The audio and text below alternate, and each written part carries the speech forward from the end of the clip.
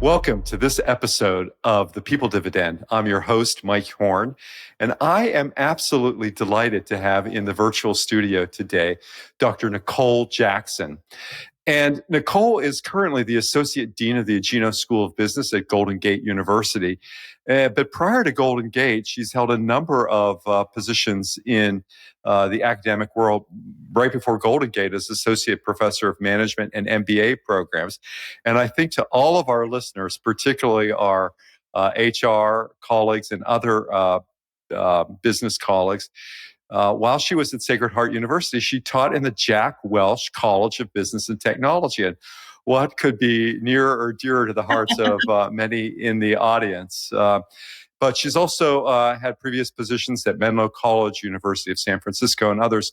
And it's a real treat for me to have Dr. Jackson, Nicole Jackson, on the podcast today because we get very few full-time academicians, full-time scholars on the podcast. And that's what makes it a delight because I know so many of those who are consultants in the audience like to think of themselves as scholar practitioners.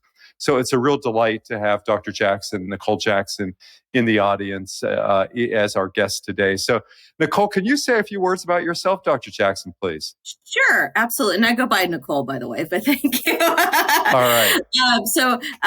Yeah, absolutely. So I've had a very interesting career. I began, working in the process change management group at Accenture. I did a lot of stuff in the HR world for them, both domestically and then also internationally. I was in the telecommunications industry. And then I came back and worked for Small Dog Com, looking at how to scale their business practices to get venture capital funding. And then I fell in love with organizational problems and organizational conflict. And so I decided to go back and get an MBA, and then that led to a very interesting academic career. So where I've dealt with a lot of, organizational change, how we deal with that, how we make programs impactful, meaningful, especially for this newer economy. So a lot of my research deals with, concepts around strategy, a lot of from the work of Charles O'Reilly over at Stanford and also Michael Tishman, Harvard, around something called ambidexterity, organizational ambidexterity, which is very academic jargon for, how do we exploit core competencies while also building for innovation. And, I've looked at that in a wide variety of different areas, but also looking at the role of now identity, right? And why identity is so important, especially as we see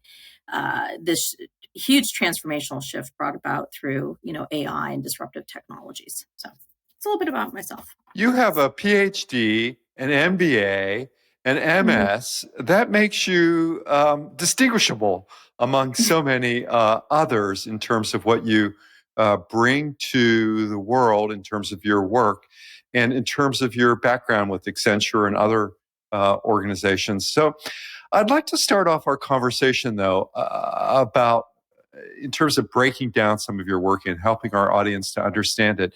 And it's with a question about, well, given all that you know, given all the experience that you know, Nicole, given all the experience that you have, Nicole, how do we live a more simple life? Maybe it's not a simple life, but how do we simplify our lives and make them more meaningful? Isn't that what everyone would want, a simple and more meaningful life? Yeah, it's a great question. I think one of the major problems that we see today is that we're bombarded with so much information, right?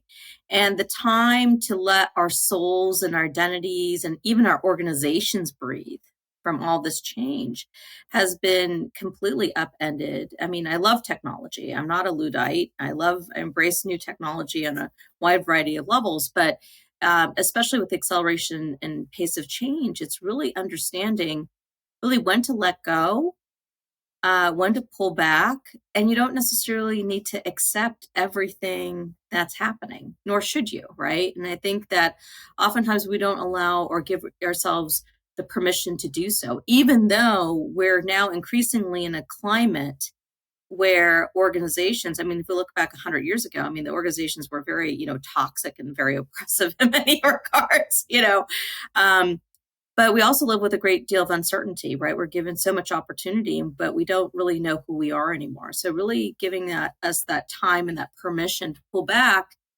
and to relax and not necessarily accept everything or every opportunity or every, point, of evidence. But, again, just taking that time for ourselves is very important. So I think that's critical to leading a simple life.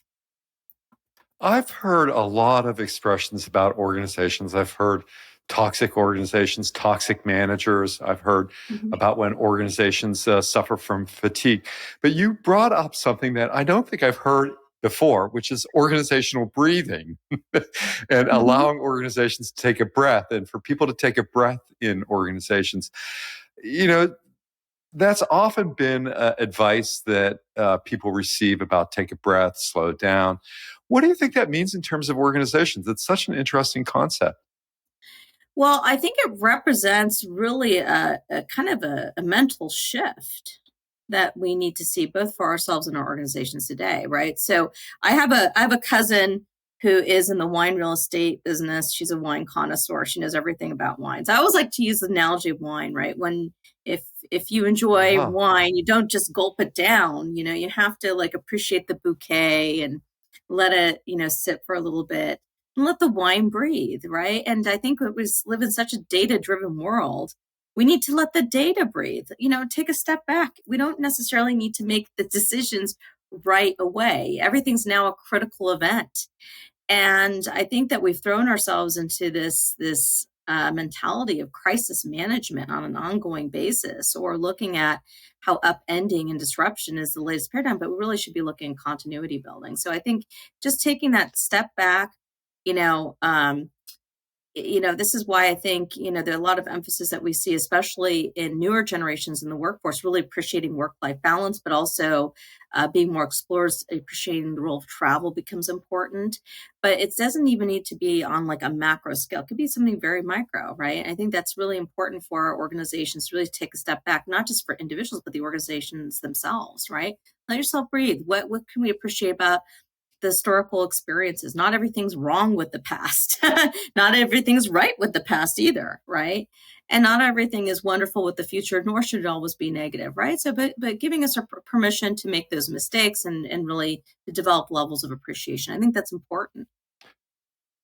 And I wonder to what extent this arises out of a set of humanistic values. I've always thought, and in the organizations where I've led teams or have coached executives, I've often thought that it's so important to slow down and to acknowledge that the person in front of you is a living, breathing human being, not simply an element of your production to get work done, to accomplish something.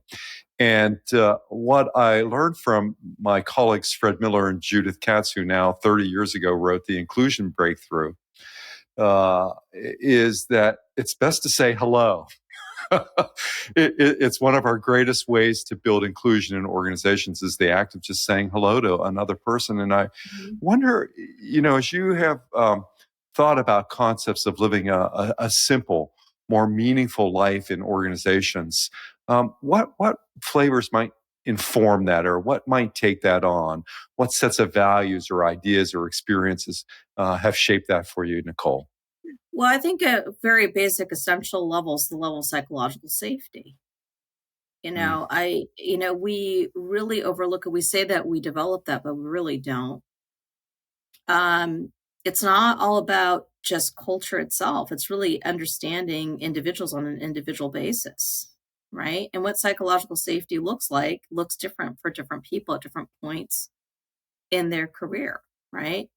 I think that what has happened is that because of the nature of our economy, people are really living a lot of their inauthentic selves, right? Because for the nature of maybe for socioeconomic reasons, um, they haven't really had the opportunity to have that opportunity for self-expression. So I'm really, one thing that really struck me, for example, at my place of work at Golden Gate, we do a lot of these student campus fairs, and we have like a small little maker fair where, students and faculty and administrators can just take a break and be creative. for a couple of hours. And that's something that's like, I discovered this whole other aspect of myself that I knew from a very long time ago that I haven't really explored fully. Right. And I felt very invigorated by that opportunity to be creative on my own means, right? Not necessarily just for the organization itself, right? But kind of a creative break for myself. And then, we have organizational cultures that talk about, inclusion and psychological safety, or they try to develop a culture of play. But oftentimes I want to be careful how I say it. Oftentimes it's obviously not done for altruistic purposes. It's to make the organization more productive. And it seems oftentimes very, very exploitive, right? Well, we're creating this culture of inclusion, acceptance, psychological safety, playfulness. But really, when the numbers are down, your job is out, and it becomes very much, kind of symbolic of the upper out cultures that we've seen previously, especially in the 1980s, right? So I think we want to be very careful, right? When we talk about living more simply and being more meaningful, it's really allowing people to really examine, go back to the core of who they are. And that's a very difficult question, because oftentimes people haven't had that level of permission to really examine who they are, right? I mean, we've talked about this before. I said that people's identities get stolen at a very young age, right? You express at a young age maybe what you want to be, and somebody tells you, "Oh, no, you shouldn't do that. You want to do this," right? Or you have, your peers evaluate you, and then you end up in certain schools and organizational situations where that identity becomes crafted for you. So you don't really have the oftentimes the permission to really, take a step back and be a little bit more vulnerable and experiment on your own terms, and not necessarily that's always aligned to organizational performance. So many interesting concepts that you've laid out. One is that, and something I always think about with clients and the work that I do with executives, is that simple is hard, simple is difficult, complex is easy. It's easy to make things. And I've been so informed by Peter Block's work throughout my career, and I am talking less today about culture and more about community. And how do we create systems where people feel that they're part of a community, that they're engaged in community? And I wonder if these, what you're describing is a way of thinking about more community at work. It is. I think that the problem is that we've gotten to a point in our society where people cannot have a conversation. It becomes an ad hominem attack. It becomes so deeply personalized that we can't even enter into a conversation, especially if it's, around politics or, religion, technology, or what have you. Almost the de facto response is to avoid it, right? But if we're trying to grow ourselves and to be more collaborative and in a community, it's not just about, the birds of the same feather flocking together. It's really about, where do we develop different levels and norms of appreciation? Okay. And appreciation is not so necessarily interesting. acceptance. A lot of people confuse appreciation with acceptance. It doesn't mean it's just because, I appreciate maybe what you say, doesn't mean I have to internally accept it. Right. So like this is like one of the things that, I was a big fan of, mindful learning, Ellen Langer's work for a very long time. But one of the issues that I see with that, and I'm not talking about the Eastern tradition, I'm talking about kind of the Western social psychology tradition. I'm very appreciative of it, but in the studies of like mindful learning and why that's important, impactful for individuals and groups, and, can even extrapolate that to communities and psychological safety. The issue there is that just because one is more mindful or aware does not mean that one accepts or acts on the information, right? So there's a difference between the acceptance and the action and all this, obviously the awareness. And so I think being careful. That's for sure. And that being careful about that, right? We want people to be mindful, but mindful to what? And they should be true to who they are. Right? We shouldn't seek necessarily to change people apart from what they really are in their core, right? That would be exploitive for us to do so, right? I mean, obviously within bounds and reasons, right? I mean, if somebody is outright a bad apple, you don't want to encourage someone to be like, obviously proliferating crimes in a civil society, unless your aim is an uncivil society. But well, there's different motives, right? Different societies. But that this gets to the point of like, where can we make people feel more comfortable with themselves? And most people, are either very uncomfortable and or don't even know who they are anymore because they've been told to change so many times and to conform so many times. You remind me of so many things. One was the first Tavistock group that I participated in, and it was a 2-week TAVI training based on the work of Bion, right? I mean, that's what forms the Tavistock group. And the Tavistock method has been opened and repeated in the same manner, at least as I understand, for the last 50 years it's been going on. The conferences have been held. And it starts with a statement by the dean of that particular lab that anything goes here except what's unlawful. And I did my Tavistock lab at Bryn Mawr in Pennsylvania. So it started off with, unless it's unlawful in the Commonwealth of Pennsylvania. But you've juxtaposed for me a couple of interesting issues. My most recent book, I think most people know, was Integrity by Design, Working and Living Authentically. And I'm looking forward to a launch of a new book later this fall, October, hopefully before the elections, which will be loosely based on the concepts that are present in the people dividend. So I think about this shift from, bringing your authentic self, bringing more of who you are to what you do, to thinking about getting the most from people. And you raise so many interesting concepts in thinking about the authentic life that we can live, the simple, the elegant life, and what most managers or organizations expect about be more productive, do more on behalf of the organization. How do you sit with that? How do you come to terms with with that tension?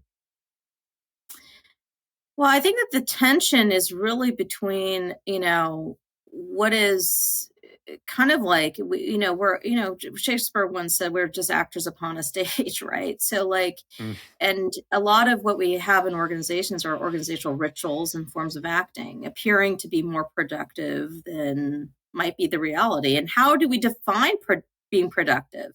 Does it mean being productive every hour of the day, every minute of the day? The studies show that, like, for example, if we have a reduced work week of like just 3 to 4 days out of the week, we end up being more productive because most of the time is wasted in inefficient meetings, doing other things that don't make any sense, and how are we being measured? If I could possibly do a week's worth of work in 8 hours, should I be penalized for that? Right? You make a great point. If we're more productive, it's funny, whenever I like to go to Hawaii at least once or twice a year, and I love going over there because it's just 1 week when I'm over there, I'm more productive when I'm back on the mainland because I feel so relaxed. I feel like I can let things go, and I feel that I can invite new thought and thinking. And there's different ways in which people, create that form of release and momentum, right? Some people, engage in a lot of, physical exercise. I'm a huge proponent of that, although I'm not a very athletic person by nature. I'm just, that's one way of, getting that form of release so you can really open yourselves up to new information. For other people, it's music. For other people, it's, art. But it's something that I think that should not necessarily always be tied to your work. So you can, allow yourself an additional space, to develop your own meaning and your own level of, breathability, right? So to speak. We've also talked about previously, Mike, how I'm very conscious about physical space. I think that people don't pay enough attention to the role of time in the actual physical attributes of space and how it influences us, right? I mean, we know, let's say a lot about feng shui or color therapy or what have you, right? But for example, I'm very deliberate about spaces where I go to. I'll go to one specific cafe just to do my writing because for some odd reason, the vibe there, the energy makes me more productive. That's different from going to a different cafe or location where I would take my friends to socialize more because I feel like the energy is much different. But a lot of people are not taught to be deliberate about those spaces, nor are the spaces when we go into the traditional work environment. I think this is why a lot of people like the remote aspect because they get to allow spaces to breathe within the context of their work and productivity. But I think one of the reasons why there's just been this huge pushback for people wanting to go back to work is because those are artificial spaces. I don't necessarily want to be underneath the glare of fluorescent lights all day long, in a specific cubicle doing whatever, right? And even if you try to make those into open spaces and very welcoming, people get different energy from different aspects of the building, and they can't necessarily have that same level of discretion like they do at home, right? And some people may not necessarily want to display all of their authentic selves at work because they fear judgment, right? There's reasons why certain people display certain things on their walls versus other people who don't, right? So again, getting to that meaningful, simple self, authentic self means allowing for those spaces and that forms of time and physical arrangement for people to breathe. And I think that's going to be that's kind of like the underlying source and the tension that we see today. People want that space. They want to be able to have that. They may not, formulate it as breathing spaces, but that's, I think, part of the reason why we see this huge pushback toward the return to the office environment, no matter how attractive it is, an organization can make it, whether it be open spaces or, reinforcing the role of interaction, in the workplace and so forth. You remind me of how stellar your coaching skills must be, and also of an experience that I had with a colleague we may have in common, Professor Nancy Adler, a long time at McGill. And when I was working with a group of executives at Roche Pharmaceuticals, a very suited up crowd that I took out to some mountain hilltop in Switzerland for a 4-day retreat, invited Nancy to work with the group. And we were working on the beauty of leading and the beauty of leadership and what it meant to have beauty in leadership. And Professor Adler, a very serious academician, wrote a lot on global organization development and something that was about national to transnational to multinational to global. I can't remember the Adler. I think that is the Adler Phase 4 model of organizational expansion and internationalism. But Nancy later turned her interest into art and aesthetics, and as a watercolor artist, wrote a book. But I invited her to work with this group of executives. And one of the things that she had them do, much to their early chagrin, was to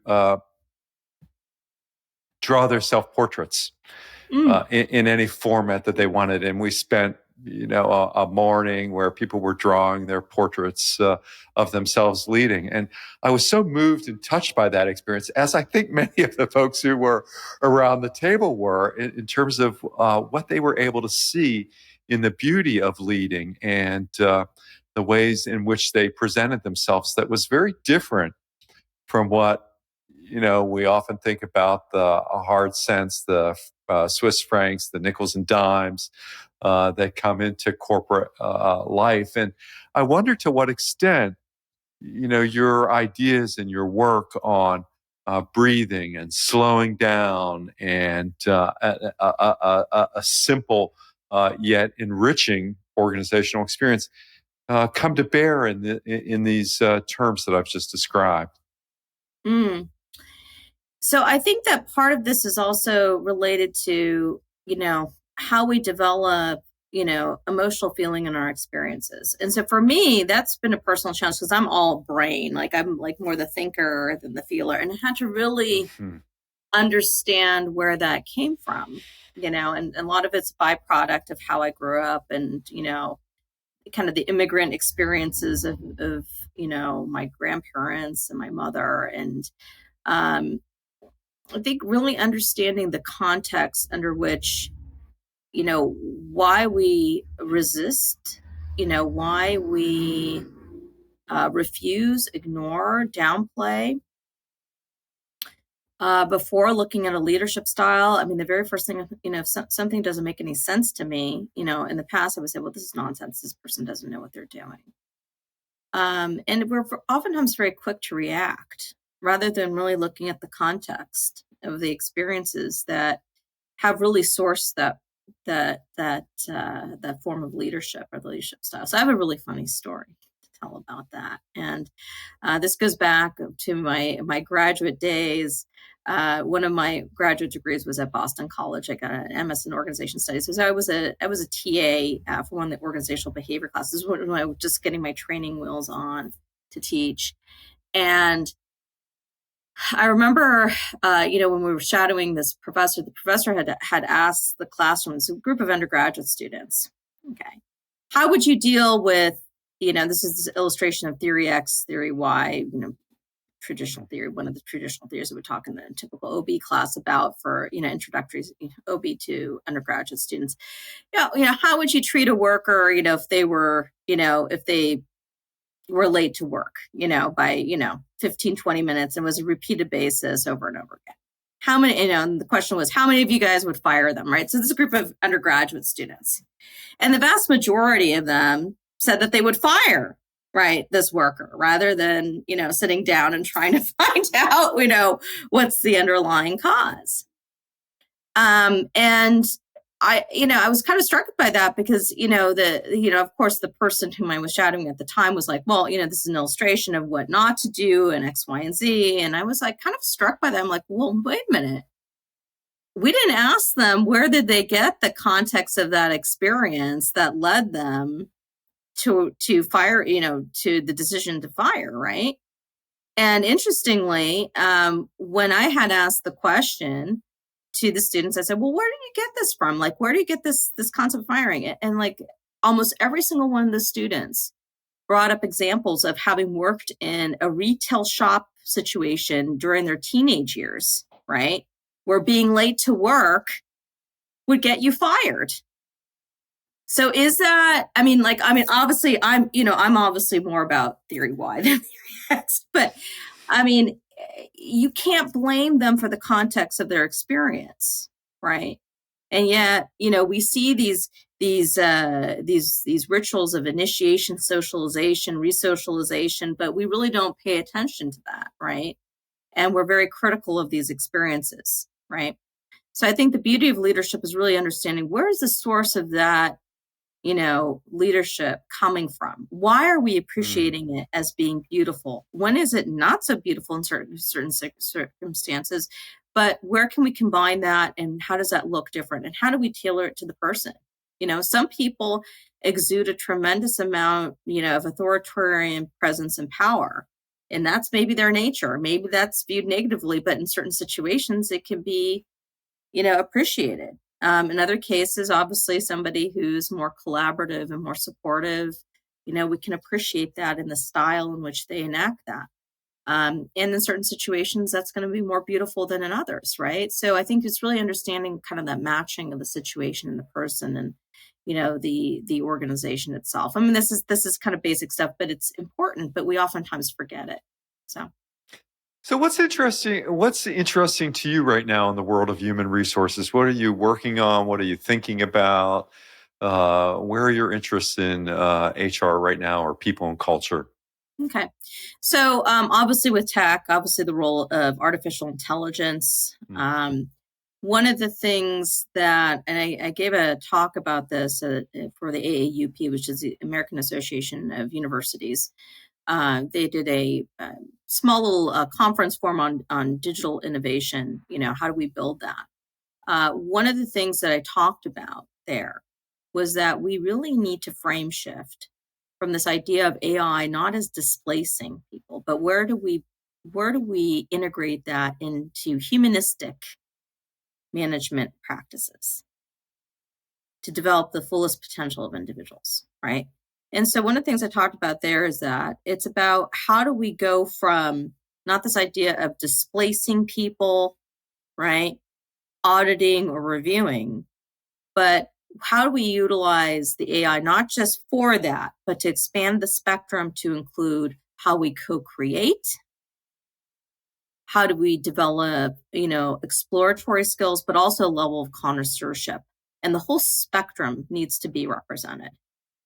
So how do we utilize that in everything from hiring to performance management, training, and rewards, and to enable the greatest tap of potential in individuals, right? So If I got that right, I think it's the first time in our podcast that the word connoisseurship has been used. And I love that. I'd love to hear more about that. So everything goes back to the wine analogy here. Let your soul breathe, let your organization breathe, and develop some connoisseurship and create a bouquet of different qualities. I think that's important. I mean, we now have the capacity. Think about the tremendous capacity that AI now has for people who normally are oftentimes stigmatized or discriminated against in the workforce, right? I mean, there's been a lot done about, the prejudicial AI algorithms. Okay, yes. And that's a huge concern, and it continues to be a concern, and it does need to be addressed. There is also, if I look at another kind of side to this, think about people who have dyslexia, right?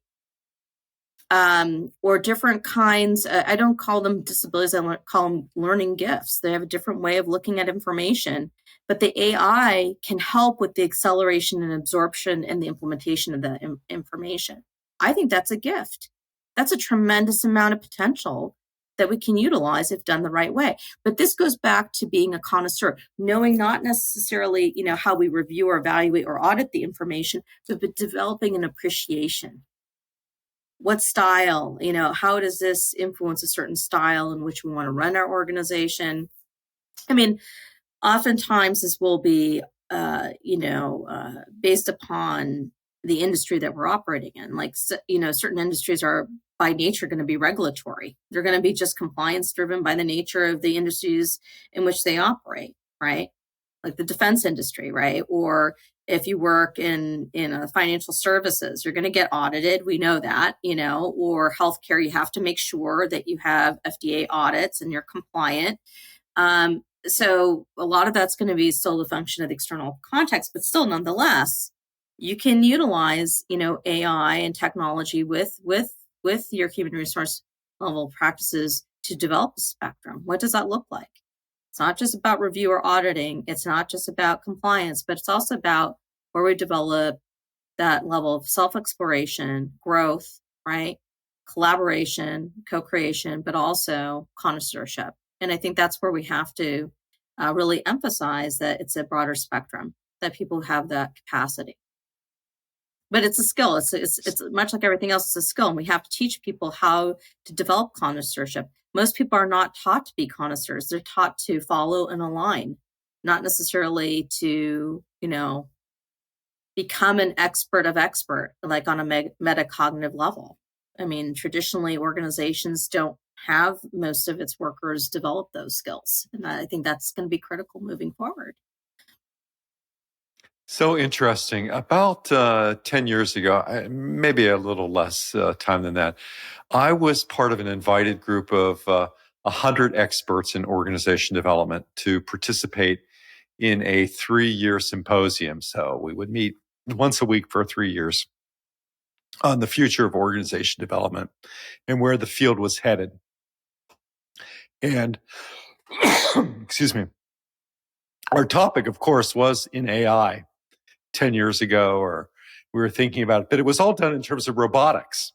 And I don't think anyone was really thinking ahead about other forms of artificial intelligence that would be used in the workplace.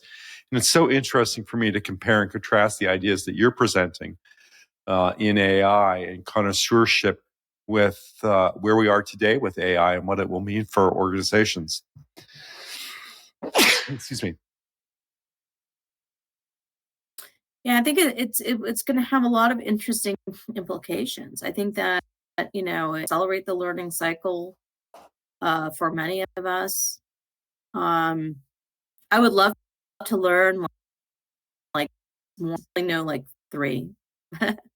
well, fourth, well, like if you look at more like elementary level, but I would Hmm. love to learn different. I mean, imagine it's that you could have AI that could accelerate. We already have that, but accelerating our learning cycle and things that we like to develop, so you don't have to have as many holes in your learning, right? But of course, the issue that we see right now is that a lot of AI, the information that we have, a lot of it's not pure. It's not, uh, uh, you know, true, right? So we have to be careful of Hmm. that. But it's developing the connoisseurship, but also with a critical eye for deep detail, right? So being conscientious, but also being open to this newer information. I think that's going to, if we look at it from an attitudinal level, like if I was looking in terms of hiring people into into organizations today, and I know that a lot of people shy away from personality measures, but part about our learning and our work is emotional, it's relational, right? It's attitudinal, right? It's not just cognitive, as we all know. Yeah, if we look at the big five, I would say the three top that I would look for is, conscientiousness, openness to experience, debatable about extroversion because it depends on the role that you're looking at. But I would say agreeableness, those three. Because I think it's important. It's going to be important. Like a lot of people say, well, you want to have conflict and dissent to grow. That's true. But you also need to have people who can see multiple sides of the different kind of situation. So I think if I were to select, I would say, well, workers to hire, I would say, kind of equal balance among those three. You want them to be conscientious, detailed oriented. You want to be openness to experience because of creativity, but you all definitely want agreeableness, right, to help us forward and being able to have a maturity enough to understand different arguments and see different sides of the vision, right, and that can build for that community and that psychological safety. I also feel whoever strong themselves in those domains may also recognize greater opportunities for themselves to breathe more authentically and meaningfully in organizations. Now, I want to be careful about that. There's no scientific evidence behind that, what I say right now, right? That's just pure opinion, okay? It's where I'm going, but it would be interesting to do research in that area. Surely, and you have such an interesting perspective, and certainly an awesome responsibility in helping to develop the next generations of business leaders, whether they're in human resources or whether they're pursuing masters in business administration or some other business-related discipline. If you were to offer advice or guidance to folks considering advanced degrees, advanced work in business studies and organizational studies and people studies related to organizations, what advice or guidance might you offer?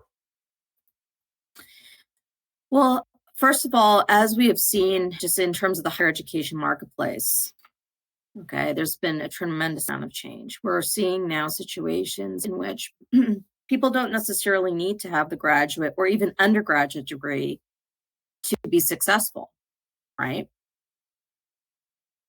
Uh, so I would say being careful about your choices, knowing that yes, it's the research still shows that if you go to college and get an advanced degree, you're better off than without. Okay? The research still shows that. However, you want to be careful about your decisions. You don't want to be on the other spectrum where you're just, blindly spending, hundreds of $1,000s on a degree that you're never going to use or will let you down in your own expectations, right? And what I mean in terms of your own expectations, it could be everything from economic to the socio status to self-benefit that you look for it. Okay. So my greatest advice is before going into any degree, talk to the experts, go to these professional associations. We're part of, the HR world. So I go to SHRM NorCal meetings, almost every single other month to really understand what's happening in the field, but really understanding your network. What is the organizational situations that you're going to be placed in? Do you feel comfortable with that? Does it provide an avenue for growth that you're looking for? And if you're unsure, it's okay to experiment. It's okay to have, let's say, I would look at maybe having 2 or 3 degrees that maybe can complement, that can allow you to explore yourself thoroughly. But you also need to be authentic to yourself, right? Um, when I was, when I was an undergraduate, I was always a very good student, in almost every single subject. I was like straight A student, no problem. But there was one subject that I could never do well, which is chemistry. Mm. And for some odd reason, it just never clicked. And, it would be absurd for me to want, I definitely believe in potential and, trying to motivate oneself and doing the best you can and pursue your dreams. But if I pursued a dream of becoming a chemical engineer, I would have exploded a lab or done some serious damage of some sort if I was in a chemistry lab. So you also have to know, while, we want to move beyond limits, you have to also know what your limits are if you do have them and recognize them, right? So if you want to be really successful, if you want to be the top person or one of the key people in that field, for example, if you're very extroverted by nature and you tend to want to go into sales, that's pretty complimentary, right? But, if you're more introverted, it's going to take some work if you want to do that. But you also want to look at, are you going to set yourself up for success or failure? How much challenge do you want to give to yourself? Because challenge means also stress, right? And do you want stress that's good stress, that allows you to grow? Or are you just doing it because of, maybe status or what other people are doing? So being clear about those decisions. I think a lot of times people fall into, education or educational programs that are not really based on their own best self-interest, right? It's oftentimes socialized through different, organizational, maybe peer relationships or other experiences that people have had. Just as we begin to wrap up, you also remind me, in my last organizational role, early on, my office was located on a floor populated by medicinal chemists. And in the particular area that I sat in, all of the men and women, well, one woman, came out of the same lab at Harvard, one of the top chemistry schools in the country. and yet, and I always thought, I'm here with the science people. And yet they were some of the most creative folks that I had the good fortune of being around. And certainly passionate about their pursuits, as I believe you are. And I know that people can find out more about you and the work that you're doing by visiting you on LinkedIn, just to find you at Nicole C. Jackson on LinkedIn. Are there other places or opportunities or ways that you can be available to our community that we're building here on the People Dividend?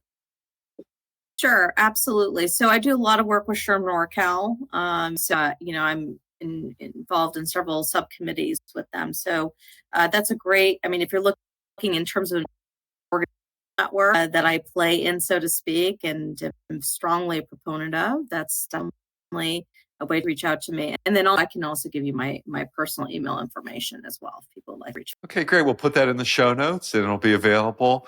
It's been great to have Nicole C. Jackson as a guest on the People Dividend, currently Associate Dean at the Agino School of Business and Management at Golden Gate University. An academic background second to none, doctorate from the University of California at Berkeley, graduate of the Boston College Carroll School of Management. Nicole, an absolute delight to have you today in the studio on the People Dividend podcast. So I want to thank you. And until the next episode of the People Dividend, stay well.